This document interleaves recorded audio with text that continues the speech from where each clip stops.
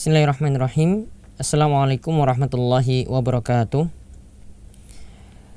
Kaum muslimin yang semoga selalu dirahmati oleh Allah Subhanahu wa taala. Alhamdulillah pada kesempatan kali ini kita bisa bersua kembali dalam pembahasan Matan Abi Syuja. Kita sampai pada serial ke-11 dari kitab ini. Sebelumnya telah kita bahas tentang masalah mandi wajib, itu hal-hal yang menyebabkan mandi wajib. Lalu bagaimanakah tata cara mandi wajib? Dan saat ini kita akan melanjutkan mana sajakah mandi-mandi yang disunahkan. Abu Syuja mengatakan bahwasanya ada 17 guslan, ada 17 mandi yang disunahkan. Beliau memperinci satu persatu. Yang pertama, guslul jum'ah, yaitu mandi Jumat. Mandi Jumat di sini ditujukan pada orang yang melaksanakan sholat Jumat, yaitu kaum pria. Ketika mereka menghadiri sholat Jumat, maka mereka disunahkan untuk melaksanakan mandi sunnah ini. Yang mereka disunahkan untuk mandi. Dan mandi di sini disunahkan dilakukan ketika masuk waktu fajar. Ya, ketika masuk waktu fajar sampai sebelum pelaksanaan sholat Jumat dilaksanakan. Nah, dalil bahwasanya sholat Jumat di sini mandi ketika untuk sholat Jumat di sini disunahkan adalah sabda Nabi Sallallahu Alaihi Wasallam, yaitu dari hadis Samurah. Rasulullah SAW bersabda, "Man tawadda'a yaumal jum'ati fabiha wa ni'mat wa man iktasala fal ghuslu afdal." Barang siapa yang berwudu pada hari Jumat, ya, maka itu adalah suatu kebaikan. Itu adalah suatu kebaikan. Dan barang siapa yang mandi, fal ghuslu afdal, maka mandi itu lebih baik. Kami ulang, barang siapa yang berwudu, ya, barang siapa yang berwudu pada hari Jumat, maka itu adalah suatu kebaikan. Dan barang siapa yang mandi, maka itu lebih afdal, lebih baik. Maka dalil yang mengatakan bahwasanya ini lebih afdal, ini yang menunjukkan bahwasanya mandi Jumat itu tidaklah sampai derajat wajib, namun dihukumi sunnah. Ya, namun dihukumi sunnah. Inilah pendapat yang tepat dari perselisihan para ulama yang ada. Kemudian yang kedua yang disunahkan lagi adalah mandi, yaitu pada saat sholat Idul Fitri dan Idul Adha. Ini mandi yang kedua dan yang ketiga, yaitu pada sholat Idul Fitri dan Idul Adha, Aidain. Yaitu ketika kita berangkat ingin melaksanakan kedua sholat tersebut, karena saat itu berkumpul orang banyak di lapangan, maka kita disunahkan untuk melaksanakan mandi saat itu. Yaitu dalilnya adalah, yaitu ada hadis dari Abdullah bin Umar radhiyallahu anhuma, di situ dikatakan kana yaktasilu yaumal fitri qabla ay yaqdu ilal musalla. Ya. Yaitu Abdullah bin Umar itu biasanya mandi, ya, ketika berangkat sholat Idul Fitri, yaitu sebelum dia itu berangkat menuju lapangan. Dan hal ini sholat Idul Fitri di sini, mandi untuk sholat Idul Fitri di sini dikiaskan dengan mandi sholat Idul Adha. Kemudian yang keempat, yaitu sholat istisqa, yaitu sholat minta hujan. Hal ini dikiaskan dengan sholat Jumat dan sholat Id, karena pada saat itu berkumpul orang-orang di suatu tempat, yaitu di masjid ataupun di lapangan, untuk melaksanakan sholat minta hujan di sini. Maka karena banyaknya orang di situ, maka di sini diantara alasan ulama Syafi'iyah, ya, mereka menganjurkan untuk mandi ketika itu, ya. Namun tidak ada dalil yang tegas yang menyunahkan atau memerintahkan untuk mandi ketika pelaksanaan sholat istisqa. Ini hanya dalil kias, ya, karena dikiaskan ketika itu berkumpulnya orang banyak. Itulah alasan ulama Syafi'iyah menganjurkan sholat istisqa ketika itu. Kemudian yang kelima dan yang keenam adalah mandi ketika sholat khusuf dan kusuf, yaitu ketika sholat gerhana matahari dan bulan. Ya, sholat gerhana matahari dan bulan ini juga dikatakan di sini disunahkan karena alasannya juga sama. Ketika sholat gerhana, ya, matahari ataupun bulan, ketika itu disunahkan melakukan secara berjamaah. Disunahkan untuk melaksanakan secara berjamaah, yaitu ketika seorang itu melihat gerhana. Maka ketika dia ingin berangkat, maka disunahkan untuk mandi terlebih dahulu. Alasannya kenapa di sini disunahkan, karena saat itu juga berkumpulnya orang banyak, ya, pada waktu tersebut. Kemudian yang disunahkan lagi yang ketujuh adalah al-ghuslu min ghuslil mayyit, yaitu mandi ketika seorang sudah memandikan mayit. Mandi ketika seorang itu sudah memandikan mayit. Di antara dalilnya hadis dari Abu Hurairah di mana Nabi SAW itu bersabda, "Man ghassala mayitan falyaktasil wa man hamalahu falyatawadda." Barang siapa yang mandikan mayit maka hendaklah dia mandi, dan barang siapa yang memikul mayit maka hendaklah dia itu berwudu. Nah, ini di antara alasan ya perintah yang menunjukkan mandi ketika setelah memandikan mayit itu hukumnya sunnah. Ya, ini hukumnya diperintahkan. Sedangkan dalil yang menyatakan itu sunnah tidak sampai wajib, yaitu ada hadis yaitu yang berbunyi, "Laisa 'alaikum fi ghusli mayyitikum ghuslun iza ghasaltumuhu fa inna mayyitakum laisa binajisin fahasbukum an taksilu aydiyakum."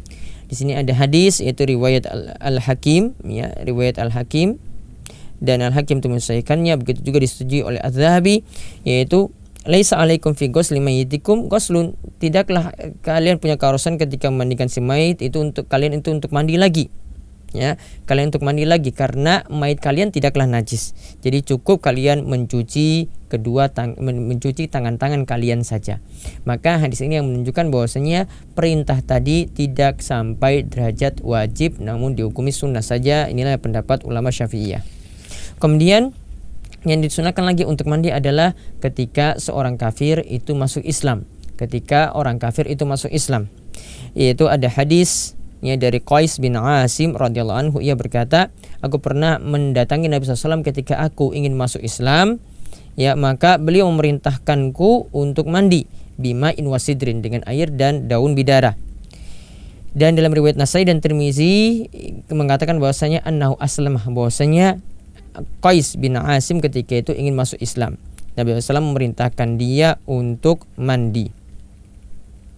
Dan Imam Tirmizi setelah meriwayatkan hadis ini, beliau mengatakan, "Wal amalu alaihi inda ahli ilmi yastahibbuna lirrajuli idza aslama ayaktasila wa yaksila siyabahu." Ya. Yaitu hadis ini dipahami, yaitu diamalkan oleh para ulama bahwasanya disunahkan bagi seseorang yang masuk Islam, disunahkan baginya untuk mandi, dan juga mereka disunahkan untuk mencuci pakaiannya. Ini kata Imam Tirmizi. Kemudian yang kesembilan yang disunahkan lagi adalah al-majnun wal muqma alaihi idza afaqa, yaitu orang gila dan orang yang pingsan ketika dia sadar, dia juga disunahkan untuk mandi. Orang pingsan dan orang gila ketika dia itu sadar, maka dia disunahkan untuk mandi. Hal ini alasannya berdasarkan hadis Nabi SAW ketika Nabi SAW itu dalam keadaan sakit, kemudian beliau itu pingsan. Ketika itu beliau ingin melaksanakan sholat, ya, beliau ingin melaksanakan sholat, maka sehabis pingsan beliau meminta air, kemudian beliau berwudu dengan air tersebut. Kemudian beliau pingsan lagi dan beliau menanyakan orang-orang sudah sholat atau belum, lalu beliau berwudu lagi, ya, lalu beliau melaksanakan sholat dengan hal seperti itu. Kemudian yang ke-10 yang disunahkan lagi adalah al-ghuslu indal ihram, yaitu mandi ketika ingin berihram, yaitu bagi orang yang melaksanakan haji dan umrah. Ketika mereka ingin berihram di miqat, maka mereka disunahkan untuk mandi, dan di sini tidak wajib. Dan menurut pendapat yang paling kuat juga, ketika seorang misalnya tidak mendapati air ketika berada di miqat, maka dia juga tidak disyariatkan untuk berwudu, tidak disyariatkan untuk tayamum. Cukup baginya, ya, mengenakan pakaian ihramnya, kemudian dia berniat untuk berihram, yaitu dengan labbaik umrah, atau ketika untuk berhaji ya labbaik hajjan. Kemudian yang ke-11 yang disunahkan lagi untuk mandi adalah ketika masuk Mekah. Hal ini berdasarkan hadis dari Ibnu Umar bahwasanya beliau tidaklah masuk Mekah sampai beliau itu mampir dulu bermalam di Zitwa, kemudian sampai subuh hari, kemudian beliau itu mandi, kemudian beliau memasuki Mekah di siang hari. Ini dalil dari Ibnu Umar ini yang menunjukkan sunnahnya. Kemudian yang ke-12 lagi yang disunahkan lagi kata Abu Syuja adalah ketika wukuf di Arafah. Kita tahu bahwasanya wukuf di Arafah itu pada tanggal 9 Zulhijjah. Ketika ingin melaksanakan wukuf, di situ juga disunahkan untuk mandi. Namun yang lebih tepat bahwasanya pendapat yang lebih kuat, hal ini tidak dianjurkan. Karena ketika apalagi saat ini kondisi sangat sulit sekali melaksanakan mandi ketika ingin wukuf di Arafah, karena kebanyakan orang sudah menuju Arafah ketika malam hari, bahkan ada yang ketika sore hari, padahal mereka baru berwukuf ketika siang hari pada tanggal 9 Zulhijjah. Kemudian yang disunahkan lagi yang ke-13 adalah mabit di Musdalifah. Ya, setelah ketika jamaah haji itu setelah wukuf di Arafah, mereka bertolak menuju Musdalifah untuk melaksanakan mabit. Nah, ketika itu di sini dianjurkan oleh Abu Syuja untuk mandi. Namun yang lebih tepat juga, ya, hal ini tidak dianjurkan sebagaimana disebut dalam kitab Al-Iqna.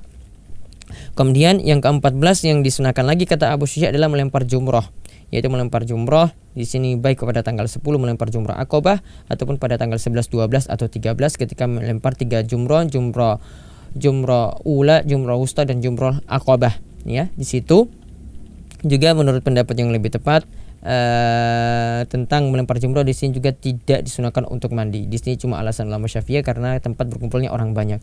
Apalagi sebenarnya waktu sangat sulit sekali, apalagi ketika musim haji orang begitu banyak dan sulit mendapatkan kamar mandi ataupun air untuk mandi. Kemudian yang ke-15 yang disunahkan lagi adalah untuk melaksanakan tawaf.